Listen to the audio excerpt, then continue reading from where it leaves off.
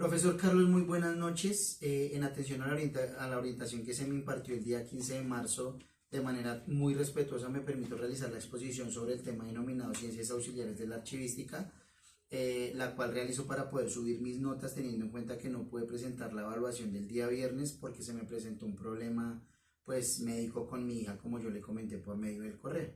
Entonces, en este sentido es importante iniciar la exposición informando que los datos fueron obtenidos de diferentes fuentes, como el Manual de Archivística del profesor José Ramón Cruz Mundet, la Universidad de Oaxaca de México, el Ministerio de Cultura de España, entre otras fuentes que encontré en Internet.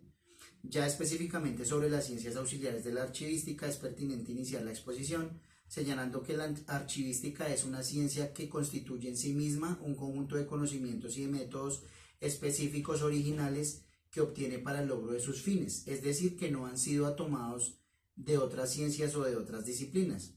No obstante, como le sucede a cualquier ciencia, pues la archivística también necesita recurrir a otras ramas del conocimiento humano, porque sin esa información no podría alcanzar plenamente sus objetivos. No obstante, es válido señalar que cuando decimos ciencias auxiliares no significa que una ciencia tenga alguna relación de sumisión o de consideración de inferioridad entre unas y otras, sino que se recurre de manera parcial a la información de cada una de ellas para poder ayudar a manejar, a interpretar, a contextualizar los documentos de los archivos. Entonces, primero, profesor, en el caso de la paleografía podemos decir que la archivística recurre a esta ciencia para realizar diversas tareas en trabajos asociados principalmente con los fondos documentales antiguos. Bajo ese contexto, la archivística necesita de la paleografía para poder entender esos grafos o esa información o esos manuscritos anteriores al siglo XVII, momento en el cual como que la humanística empezó a extenderse por todo el mundo. La paleografía también es útil para situar en el tiempo y en el espacio aquellos manuscritos o aquellos monumentos que no ofrecen información acerca de la datación o la fecha o tiempo exacto y que se requiere para poder localizar geográficamente esa información. Ahora bien, hablando directamente sobre lo que significa paleografía, pues podemos señalar lo siguiente. El término paleografía pues viene de Grecia, paleos griego que significa antiguo y grafía que significa escrituras, letras, palabras, frases, signos, ¿verdad? Entonces, lo cual nos habla realmente sobre el tratamiento investigativo que se hace sobre las escrituras antiguas, estudiando el origen, la evolución, los cambios, las variantes de las escrituras, las cuales fueron registradas en soportes o en materiales en un principio suaves como el papel o el papiro o el pergamino, con el propósito pues de comprender correctamente los documentos que fueron generados en cada una de las etapas o de cambios de transformación que pudieran haber tenido a lo largo de los siglos. Aquí podríamos estar hablando que esa información puede tener o busca el principio de procedencia. También analiza todos los aspectos y las características de los documentos, haciendo una interpretación de ellos como un testimonio del proceso histórico el cual ha transcurrido o por el cual ha transcurrido a lo largo de la humanidad. Por lo anterior, es válido señalar que los objetivos de la paleografía se pueden resumir en tres aspectos importantes. El primero es leer, descifrar los signos gráficos o esas frases o esos signos que fueron registrados en documentos o en monumentos para poder saber pues el significado de toda esa información de una manera muy simple. Perdón.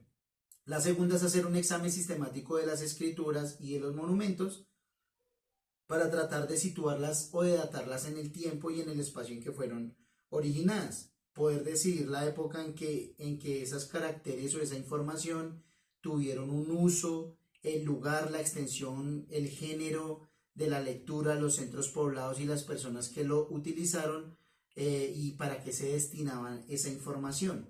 Y la tercera es analizar la naturaleza de los signos gráficos para conocer el desarrollo de la propia escritura, es decir, el origen, la evolución, los cambios como de esa escritura.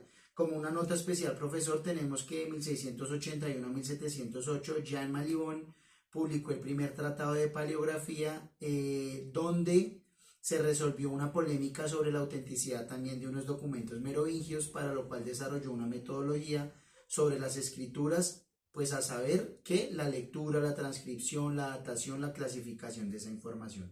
Esta es la primera ciencia, profe. La segunda ciencia de la que me corresponde hablar es la diplomática. Iniciaré exponiendo que el término diplomático también tiene un significado griego diploma que significa doblado o plegado en dos partes, lo cual realizaban con esa información o con esos documentos que se cerraban mediante dobleces para poder proteger el contenido cuando la información tenía datos privados, personales o reservados.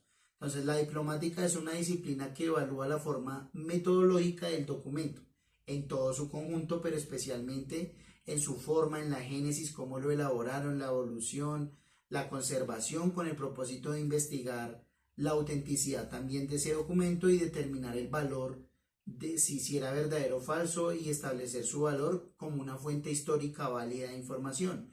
El objeto de la diplomática pues son todos los documentos, desde los más antiguos hasta los actuales. Estudia la forma de ese documento, como ya lo decía, tanto en su parte externa, o sea, las tintas, el soporte, como también la composición interna, es decir, o sea, la estructura del documento, el protocolo, el texto, el escatocolo, que el escatocolo es la parte final de un documento, ya sea público o privado, que usualmente contiene fórmulas necesarias para la autenticación y la datación de ese documento, la redacción, conocer la génesis y las fases por las que pasó ese documento.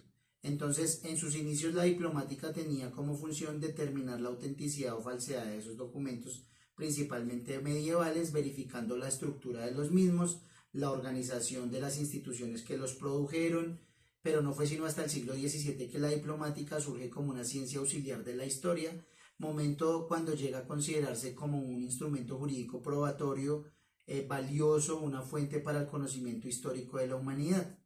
La diplomática también juega un papel importante en el campo de la archivística, profe, ya que ayuda a comprender, a conocer la tradición documental, evaluar la autenticidad de ese documento, conocer la tipología, establecer el valor como fuente histórica y las conclusiones y criterios para poder comprender cómo debo clasificar o cómo debían clasificar y conservar esa información.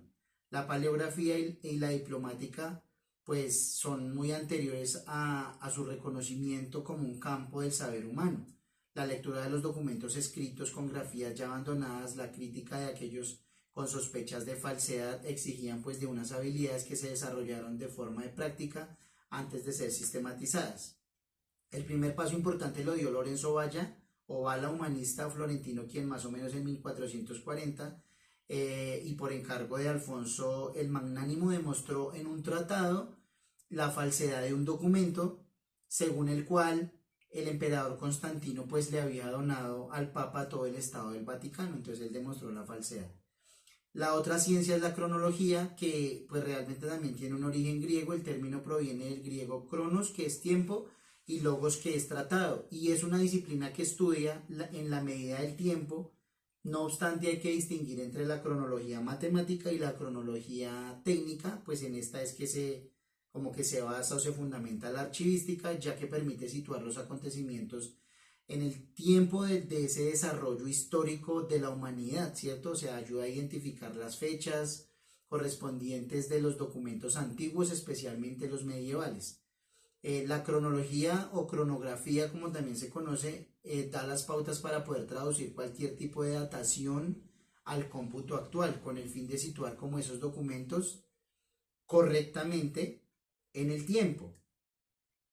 Esto es lo que tengo que hablar sobre la ciencia de la cronología. Entonces, finalmente voy a hablar, profe, de la ciencia de la heráldica, pues la cual es como el arte, ¿cierto? O la ciencia del blasón. El blasón es una descripción utilizada para los escudos de armas. Pues en este sentido, la heráldica y la archivística están relacionadas porque la archivística pues busca proporcionar información acerca de las fuentes documentales a través de las cuales puede reconstruirse el escudo, la información de una determinada persona, familia, linaje, dinastía, un cargo, una localidad, un lugar, un estado, ¿cierto? Se busca estudiar los elementos de la historia a través de los escudos de armas, como por ejemplo el del archivo histórico de la nobleza, que tenía su propio escudo. Asimismo podemos señalar que la heráldica surgió en la Edad Media y logró posicionarse como un mecanismo de identificación en los tiempos de las sociedades feudales. El origen de la heráldica está vinculado con las armaduras que utilizaban los caballeros entre los siglos XI y XII, quienes para protegerse utilizaban pues unos cascos, ¿cierto? Unas armaduras, unos cascos con los que tapaban su rostro, entonces la gente pues no los podía ver, no los podían identificar. Entonces pues ellos empezaron como a darse a conocer en las competencias y en las batallas de caballeros porque dibujaban figuras en los escudos de batalla. Entonces los emblemas heráldicos con sus signos, piezas, figuras constituyen un sistema de comunicación porque nos informan de algo y también son parte del lenguaje de los documentos antiguos como también modernos, porque los caracteres externos, o sea, los sellos, los membretes, el papel sellado, todo eso que estaba en el escudo, pues siempre ha comunicado. Comunicaba todo, pasando pues por toda la información que se registraba en los escudos, en fin. Al hablar del blasón o del escudo encontramos pues varias características o atributos significativos, como que por ejemplo las características de cada blasón depende de quien lo creó. Una vez establecido el blasón puede modificarse por cualquier situación, alianzas o por otros motivos. Hay pautas que deben respetarse para poder garantizar la adecuada identificación del blasón o del escudo, pues como la facilidad de la lectura, que la gente lo entendiera. Las piezas heráldicas también permitían conocer la nobleza y la honorabilidad de los portadores de esa información. Tenían formas geométricas. Las figuras heráldicas también eran adornos que representaban valores de esa familia o de ese linaje, pues que quedaban representados en ese escudo. Suelen utilizarse o solían utilizarse símbolos representativos como siluetas de animales, plantas, piezas, figuras. Entonces, por ejemplo, los dragones simbolizaban una custodia segura, el lobo simbolizaba una actitud beligerante y sanguinaria de ese guerrero, el delfín simbolizaba la soberanía sobre el agua y la fidelidad de los vasallos, en fin, entre otros muchos aspectos importantes. Entonces, la heráldica también tiene que ver con todo este tema y tiene muchas otras características, pero principalmente es por la información que se puede obtener de todo lo que estaba registrado como en esa heráldica, sí, sobre ese escudo, que es como de lo que estudia la ciencia de la heráldica, profesor. Entonces, pues para no extenderme más, le agradezco mucho por la oportunidad de permitirme pues subir este trabajo, esta información, para poder, como le indiqué, subir la nota de la evaluación, profe. Muchísimas gracias. Entonces, cualquier otra situación estaré presto a atender.